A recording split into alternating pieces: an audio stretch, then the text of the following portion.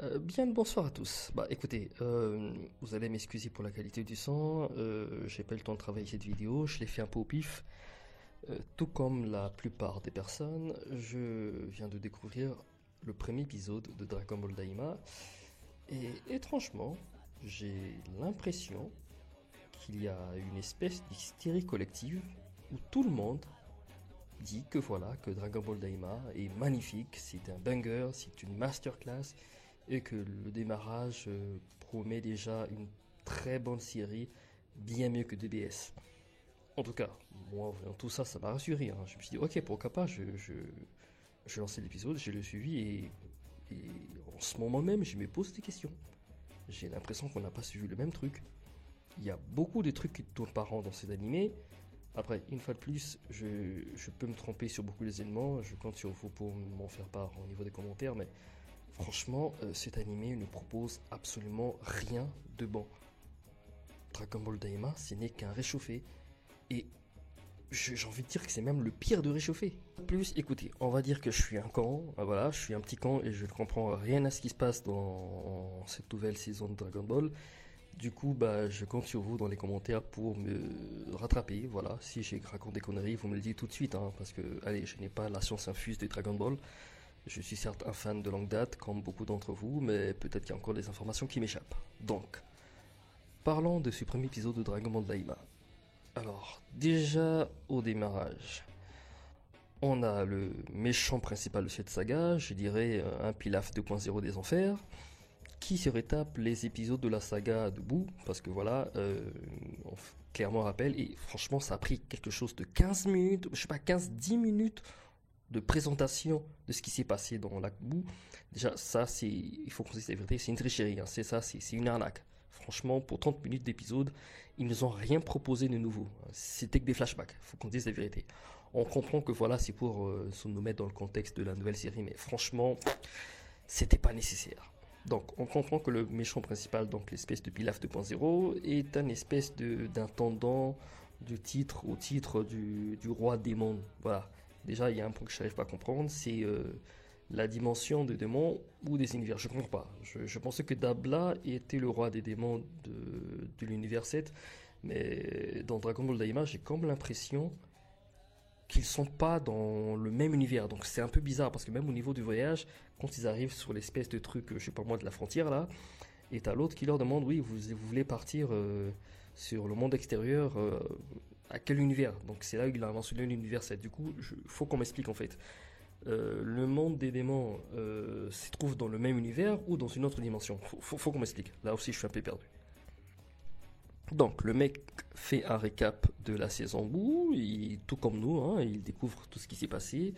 Et le mec est vachement effrayé par la team Saiyan, donc la team de Goku, voilà, il panique. Il apprend à ses dépens que voilà, que Babidi et, comment tu l'appelles, Dabla est mort, donc ça fait de lui officiellement le nouveau roi des démons.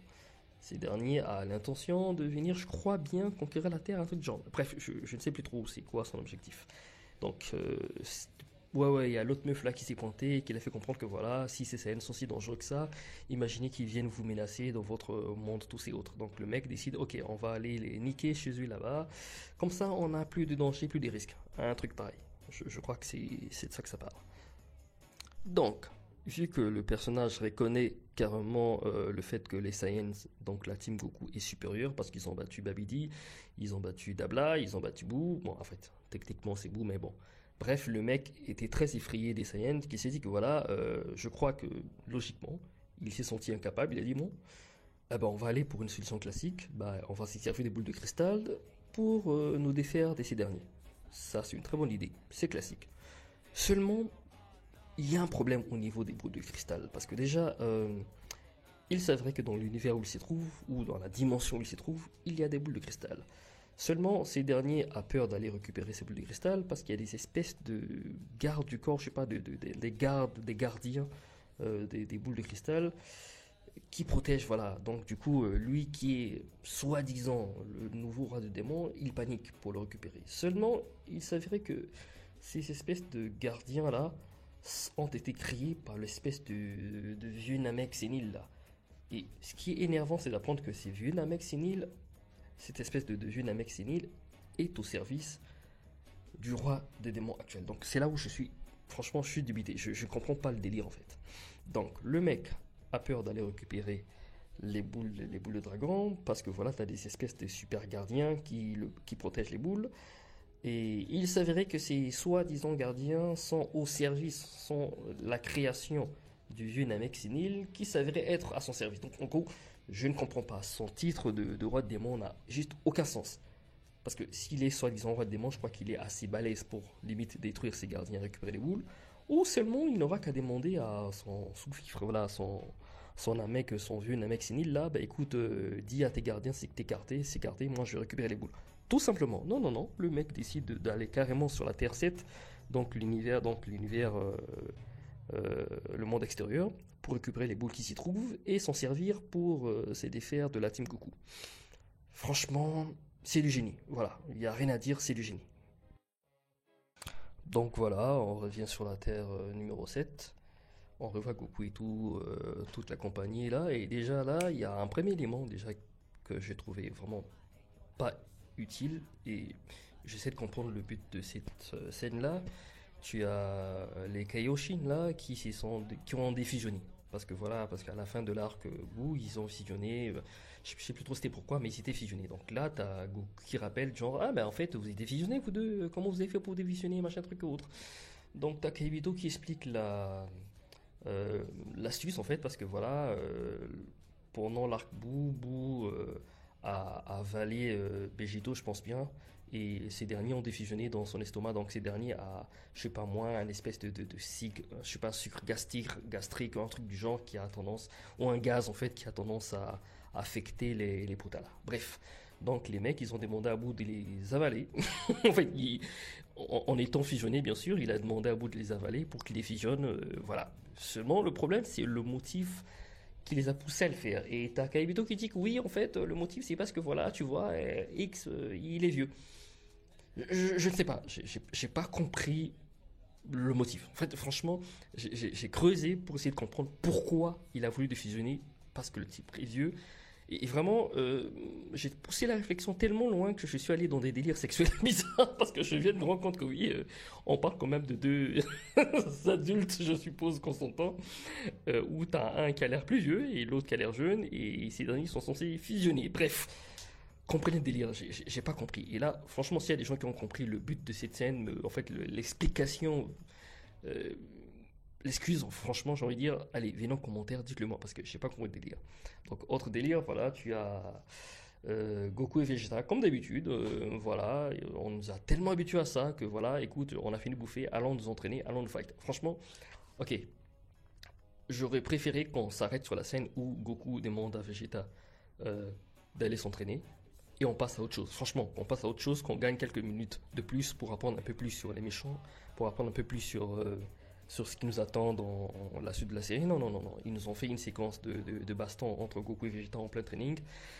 C'est fatigant, il faut qu'on se dise la vérité. On voit ça dans presque tout, je ne sais pas, toutes les dernières adaptations de Dragon Ball qui sont sorties. On nous a saoulé avec cette histoire d'entraînement entre Goku et Vegeta. Tout le temps ici, bah toi on s'entraîne. Je ne sais pas moi, Dragon Ball machin Broly. Séquence d'entraînement de fight entre Goku et Vegeta dès l'introduction. Dragon Ball Super, je sais pas, Hero, pareil. Séquence d'entraînement Goku et Vegeta autre. En fait, on a compris clairement que ces deux-là ont tendance à s'entraîner tous les jours pour être en forme, pour être, comment dirais-je, prêt à toute évidence si jamais un ennemi attaque tous ces autres. Mais est-ce qu'on a réellement besoin de nous montrer ça tout le temps? Sérieusement, c'est saoulant. Après, j'ai pas compris l'excuse. Est-ce que c'est une excuse pour nous montrer la qualité de l'anime? Parce que oui, il faut reconnaître que Dragon Ball Daima a vraiment une qualité visuelle magnifique. Et le truc, c'est que même la scène de combat n'est pas ouf. Il faut qu'on se dise la vérité. Franchement, je trouve que la scène de combat d'entraînement de Goku Vegeta n'est pas du tout ouf. Ça aurait été une bonne excuse si, voilà, il nous faisait une proposition de combat ou un nouveau style, je sais pas. Bref, qu'il nous fasse quand même une proposition stylée, quoi. Dans le genre, voilà, c'est à quoi vous devez vous attendre à l'avenir au niveau de la série Daima, j'aurais compris. Mais seulement, cette séquence n'a servi à rien qu'à nous faire gagner du temps. Et ça m'énerve de dire ça parce que je vois le travail que les animateurs ont dû faire là-dessus, alors qu'ils auraient pu même laisser tomber cette séquence en fait. Parce que c'est inutile. On sait déjà qu'ils ont tendance à s'entraîner. Oui, il y a Goku qui prend le dessus. On est habitué à ça. C'était pas du tout nécessaire.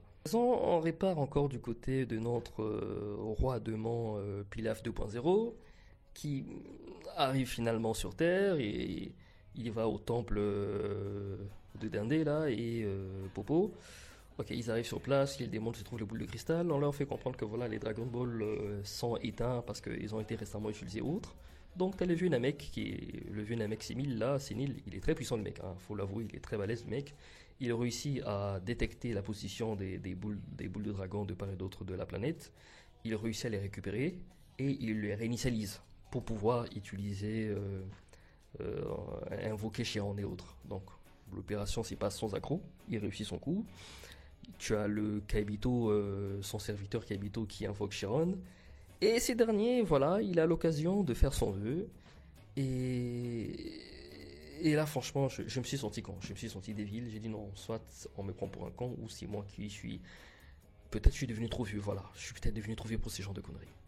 Donc le mec, il invoque Chiron et il demande à Chiron, voilà, euh, je veux que tu transformes la team Goku en bébé, en gamin. En fait, j'ai j'ai pas compris le délire. J'ai pas compris le délire. Écoute, le mec, c'est quand même un roi de démons. Et franchement, sois digne. Sois digne. T'es un putain de nouveau roi de démons. Sois digne. Je sais pas. Quel manque d'ambition. Sérieusement, mec. Tu as entre les mains le pouvoir de l'univers. Et tu choisis de transformer tes ennemis en bébés. J'en sais rien. Fais quelque chose. Supprime-les. Tue-les. Élimine-les. Fais-les disparaître de la timeline. Après, une fois de plus, peut-être qu'il y a des éléments qui m'échappent, peut-être que le fonctionnement des Chiron, des vœux des Chiron sont peut-être assez complexes, hein. Si c'est le cas, dites-le moi en commentaire parce que moi j'ai comme l'impression qu'il y a des trucs qui m'échappent là. Donc franchement, faites-moi part de cela en commentaire parce que peut-être que Chiron n'a pas le droit de tuer, je ne sais pas, peut-être si ça, les conditions, ça je l'ignore. Mais quand même, je pense que même si Chiron a été incapable de tuer, je pense que vu la menace que représente la team Goku à ce mec, vu comment le mec flippait devant la team Saiyan, je pense que de manière plus crédible, en tant que roi de démons, je pense que de manière crédible, la première idée qui te traverse à l'esprit, c'est supprime-les, qu'ils disparaissent, détruis-les tous de ma vue. Imaginons que Chiron dit que voilà, mon pouvoir ne permet pas à éliminer tous ces autres. Limite, moi, je suis lui, je dis, écoute, tu sais quoi, transforme-le en cafard, comme ça je vais tous les trouver et les écraser. Fin du game, fin du game. Non, non, non, non, le mec, voilà, il transforme en bébé et t'as Chiron même qui. C'est fou, hein, t'as même Chiron qui négocie dans les détails, dans le genre, ok, ben, et ceux qui sont enfants, qu'est-ce qu'on fait d'eux? Franchement, c'était débile, c'était débile. Et voilà, tu as tout l'épisode Dragon Ball Daima. Donc là encore, je me pose des questions, les gars, on a tous chié sur Dragon Ball GT. Mais là, c'est pareil. Je sais pas, hein, je sais pas. Je sens la couille là. C'est la même couille. C'est la même couille. Déjà, le méchant, bref, c'est un Pilaf 2.0. Franchement, j'attends le deuxième épisode parce que ce premier épisode n'a rien raconté de nouveau et de bon. J'ai plutôt l'impression. Après, bon, je vais essayer de garder mon calme. Je pense peut-être que je ne suis pas la cible de cette nouvelle saison de Dragon Ball. Parce que je pense que clairement, cet animé s'adresse à une nouvelle génération des fans. Voilà, je ne vois que ça en fait. Il y a qu'à voir même les séquences de rappel de Dragon Ball, l'arc bout. Je crois que je ne suis pas le public cible. Voilà, je crois que c'est ça. Franchement, si au bout du deuxième épisode, on est dans la même connerie, j'arrête. J'arrête cette connerie, c'est beaucoup trop pour moi.